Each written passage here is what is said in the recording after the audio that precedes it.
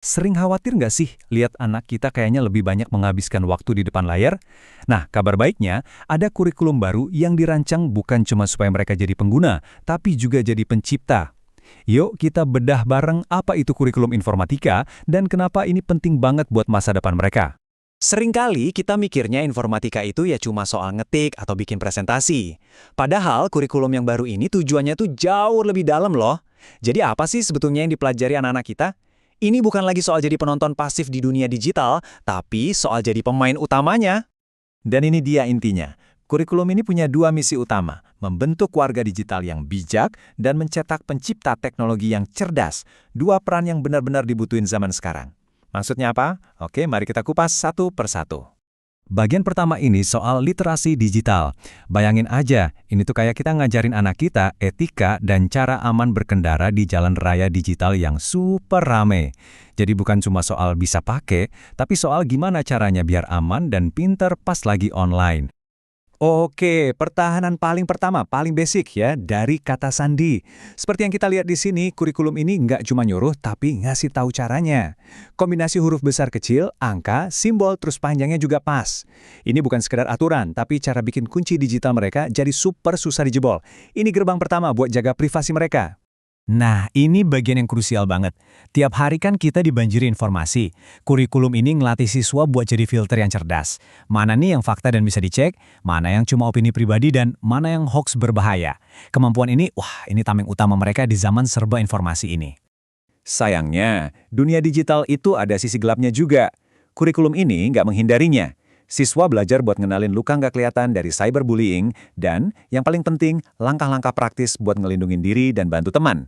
Ini soal membangun mental yang tangguh di dunia maya. Setiap like, satu komentar, atau satu foto yang diupload, itu ibarat satu jejak kaki di pasir digital yang nggak akan pernah hilang. Siswa diajarin kalau jejak ini bakal membentuk reputasi mereka, yang bisa aja membuka atau malah menutup pintu kesempatan di masa depan, mulai dari universitas sampai dunia kerja. Oke, sekarang kita naik level nih. Setelah paham cara navigasi yang aman, kurikulum ini mengubah pola pikir siswa dari yang tadinya cuma pengguna teknologi, jadi seorang pemikir dan pencipta solusi.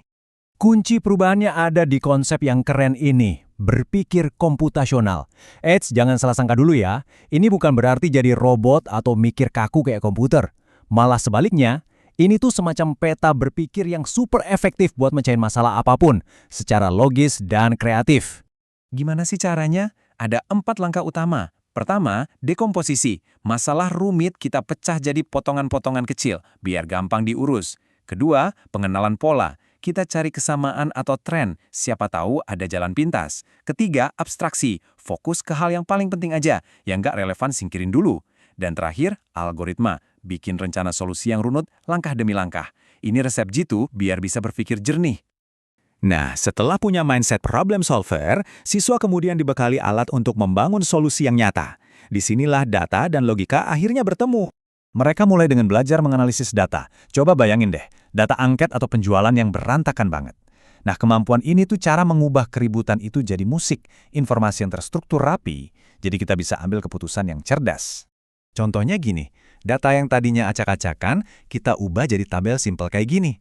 Tiba-tiba, kita jadi gampang lihat siapa yang butuh bantuan ekstra atau kelas mana yang paling oke.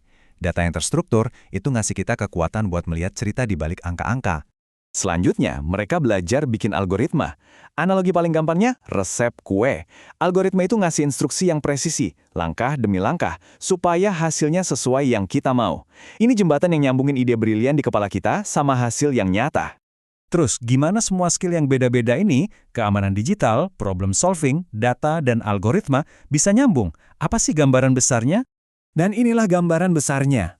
Slide ini nunjukin gimana semua bagian itu saling terhubung. 4 elemen inti yang kita bahas tadi, literasi digital, berpikir komputasional, analisis data, dan algoritma, itu bukan pelajaran yang bisa misah. Mereka semua kerja bareng buat membangun 2 tujuan utama yang kita sebut di awal. Semuanya saling menopang dan memperkuat satu sama lain. Jadi intinya tuh gini, kurikulum ini bukan sekedar ngajarin siswa cara pakai aplikasi. Tujuannya jauh lebih dalam. Ngasih mereka kekuatan buat ngerti, ngebentuk, dan akhirnya nyiptain dunia digital mereka sendiri. Dari yang tadinya konsumen pasif jadi kreator yang aktif. Kurikulumnya udah ada nih, petanya udah jelas.